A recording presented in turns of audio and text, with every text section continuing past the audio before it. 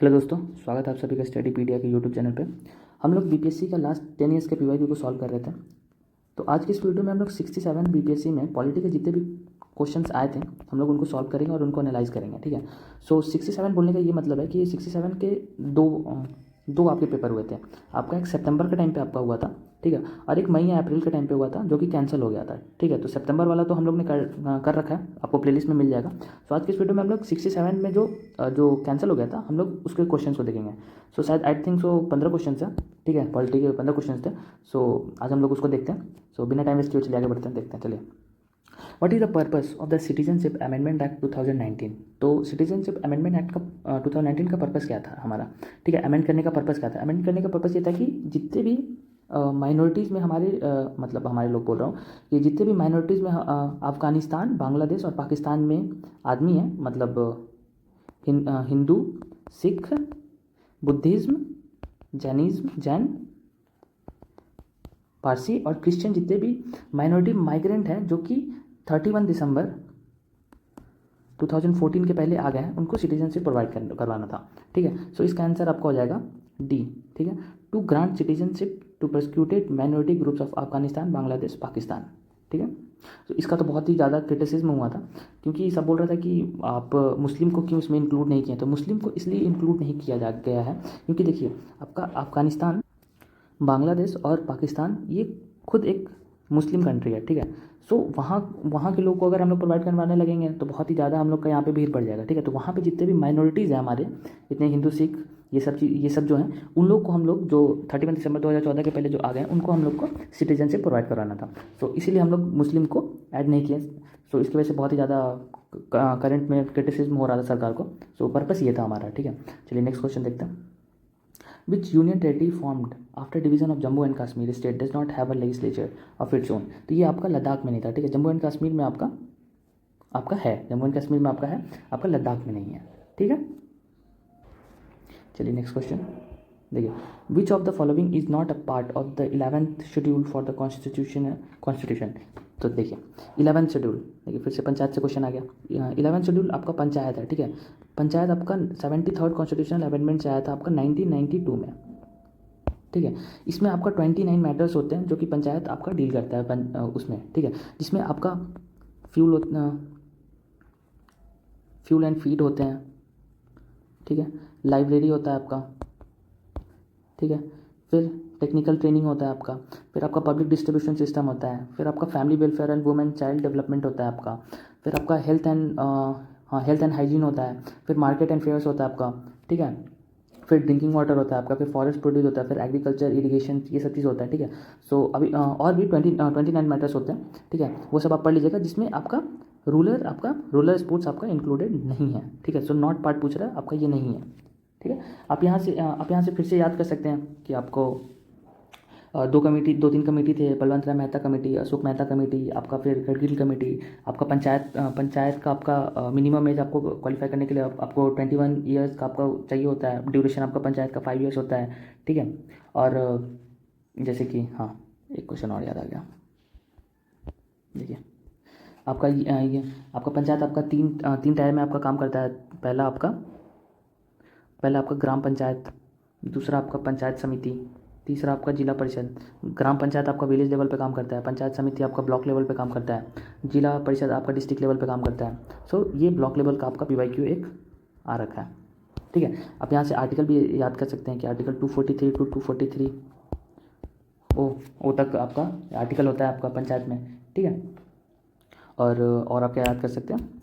हाँ, आप ये याद कर सकते हैं कि आपका DPSM में भी आपका आर्टिकल 40 में ये कहता है कि आपका पंचायत में आपका विलेज में आपका पंचायत होना चाहिए। ठीक है। सो नेक्स्ट क्वेश्चन चलता है।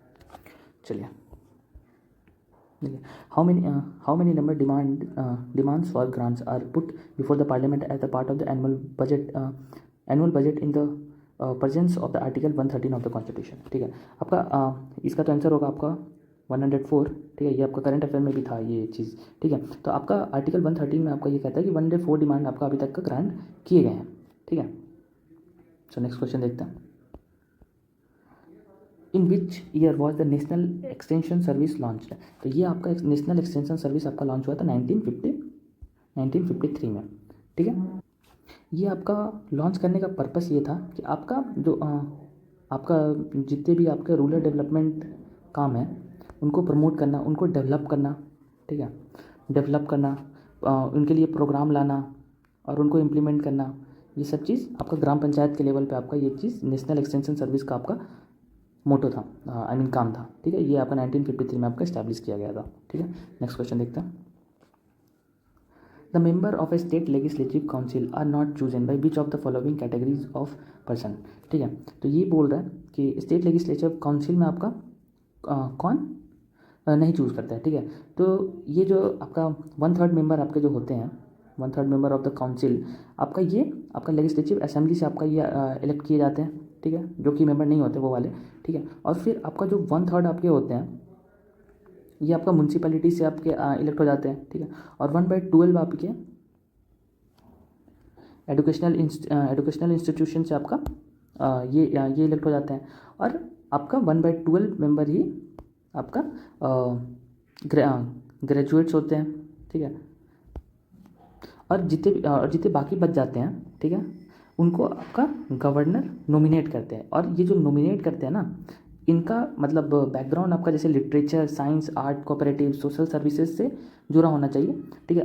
ये उनको मतलब उसमें कुछ स्पेशल वर्क किए हुए रहना चाहिए, आप ये उनको गवर्नर अपॉइंट करते हैं, ठीक है। तो उसमें इंडस्ट्रियलिस्ट नहीं होते हैं, ठीक है, उसमें इंडस्ट्रियलिस्ट नहीं होते। जैसे देखिए ग्रेजुएट यहाँ पे हो गया, टीचर्स हो गया, ग्रेजुएट एंड टीचर्स हो गया, members of the local bodies of panchayat municipalities, ये भी हो गया। तो ये आपका इंडस्ट्रियलिस्ट इसमें नहीं होता है, ठीक है। और यहाँ से आप ये याद रख सकते हैं कि आपका जो स्टेट लेजिस्लेटिव काउंसिल होता है आपका मिनिमम एज आपका 30 ईयर्स होना चाहिए आपको वहाँ पे रिप्रेजेंट मतलब वहाँ पे बैठने के लिए आपको, ठीक है। एलिजिबिलिटी क्राइटेरिया ये सब, ठीक है। सो नेक्स्ट क्वेश्चन देखते हैं। The split system in the Indian administration relates to, ये देखिए ये तो आपको पढ़ के स्प्लिट सिस्टम आपका एडमिनिस्ट्रेशन में आपका all India services central services आपका हो जाएगा। क्योंकि वहाँ पे जैसे कि डिवीज़न, जैसे कि क्या बोल रहा हूँ, हाँ, डिवीज़न सिस्टम आपका जो इंडियन एडमिनिस्ट्रेटिव में जो आपका होता है ऑल इंडिया सर्विसेज में, ठीक है, वो आपका इसीलिए अडॉप्ट किया गया था कि इसमें एक हायरार्किकल सिस्टम बना रहे, ठीक है।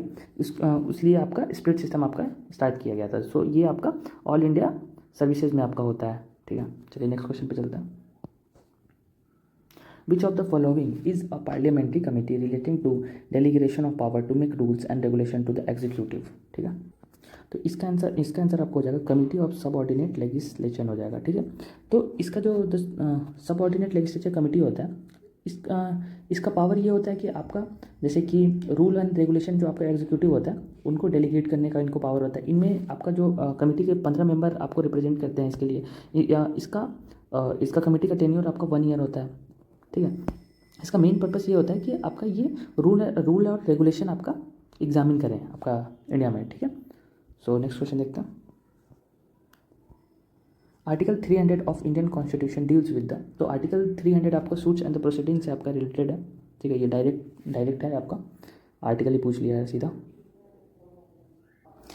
जैसे आप यहाँ से ये भी याद कर सकते हैं, देखिए इसका देखिए इसका ऑप्शन अटॉर्नी जनरल। तो ये जो अटॉर्नी जनरल है ये आपका आर्टिकल 76 में आपका होता है। जो अटॉर्नी जनरल को आपका प्रेसिडेंट आपका अपॉइंट करते हैं, ठीक है। और इसको हम ये हमारे हाईएस्ट लॉ ऑफिसर होते हैं कंट्री के।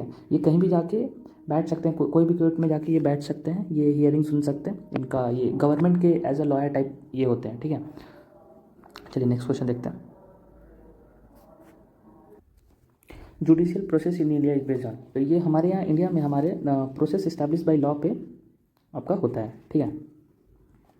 इंडिया में आपका लॉ आपका इसी पे फॉलो होता है, ठीक है। जैसे ये कंसेप्ट आपका जैसे देखिए आर्टिकल आपका 21, जैसे देखिए पहले यहाँ से बताता हूँ, देखिए आपका जो फंडामेंटल आपका जो राइट है, ठीक है, ये आपका बॉरोड किया गया था आपका यूएसए से, ठीक है। इसमें आपके बहुत सारे राइट होते हैं। राइट टू इक्वलिटी आपका होता है, ठीक है। फिर राइट टू फ्रीडम होता है, फिर राइट टू अगेंस्ट एक्सप्लॉयटेशन होता है, राइट अगेंस्ट फ्रीडम रिलीजन होता है, कल्चरल एंड एजुकेशनल राइट्स होते हैं, ठीक है। And right to constitutional remedies होते हैं आर्टिकल 32, ठीक है, जिसको हम लोग soul and heart of the constitution भी B.R. अम्बेडकर ने बोला था, ठीक है। सो इसके अंदर आर्टिकल 21 है, article 21 protection of life and personal liberty, ठीक है। सो ये हमारा प्रोटेक्ट करता है लाइफ और पर्सनल लिबर्टी को, ठीक है। इसमें एक हमारा दो होता है, प्रोसीड्यूर इस्टेब्लिश बाय लॉ और ड्यू प्रोसेस ऑफ लॉ। तो जो हमारा जो प्रोसेस इस्टेब्लिश बाय लॉ है ये हमारा जापान से बोरो किया गया है। जैसे कि फंडामेंटल राइट आपका यूएसए से है, बट ये आपका जापान से, और वही आपका ड्यू प्रोसेस बाय लॉ जो है वो आपका यूएसए से होता है। ठीक है, सो इतना याद रखिएगा। चलिए नेक्स्ट क्वेश्चन पे चलते हैं। The first Lokayukta was established in which of the following state. ठीक है, तो पहला आपका लोकयुक्ता आपका महाराष्ट्र में आपका अपॉइंट किया गया था 1971 में आपका फर्स्ट टाइम आपका महाराष्ट्र में आपका लोकयुक्ता को अपॉइंट किया गया था। ठीक है, और वैसे देखा जाए तो इसका लॉ वगैरह ये सब चीज़ ये आपका 2019 में आपका ये चीज़ हुआ था, सॉरी 2013 था, ये आपका 2013 में लोकपाल और लोकयुक्ता एक्ट आपका आया था, जिसमें 2019 में आपका पिनाकी चंद्रा घोषाल थी, वो आपका first Lokpal of the country बनी थी। ठीक है, और यहाँ से आप और क्या याद रख सकते हैं। चलिए आगे चलता है। Next question, which of the following post was held as A S. Anand in the late 1990s। ठीक है, तो ए.एस. आनंद जो हमारे हैं ये हमारे चीफ जस्टिस ऑफ इंडिया रहे थे। ठीक है, 1990 के टाइम पे। सो ये याद रख लीजिए। ऐसे इस टाइप का क्वेश्चन तो अब मेरे ख्याल से तो नहीं आएगा बीपीएससी में। ठीक है, who among the following is not member of the 15 finance commission. ठीक है, तो 15 फाइनेंस कमीशन के बारे में ये पूछ रहा है। ठीक है, तो उस टाइम पे पूछ रहा है कि कौन नहीं थे, तो उस टाइम पे आपका एन के सिंह के अंदर के आपका वो चेयरमैन थे, उनके अंदर अशोक कुमार लहरी, ये सब चीज़ ये सब थे, ये नहीं थे, तो ये तो आएगा नहीं। ठीक है, 15 फाइनेंस कमीशन अभी चल नहीं रहा। ठीक है, तो आगे बढ़ता है। Who among the following is not a part of the national development council. तो जो ये हमारा जो है, ठीक है, नेशनल डेवलपमेंट जो काउंसिल है ये हमारा अभी एग्जिस्ट नहीं करता है, क्योंकि हमारा प्लानिंग कमीशन आपका नीति आयोग आपका 1 जनवरी 2015 में आपका प्लान हो गया था। ठीक है, तो नेशनल डेवलपमेंट काउंसिल आपका 6 जनवरी 1952 को शायद इस्टेब्लिश था। ठीक है, तो वो हमारा अभी के टाइम पे एग्जिस्ट नहीं करता है।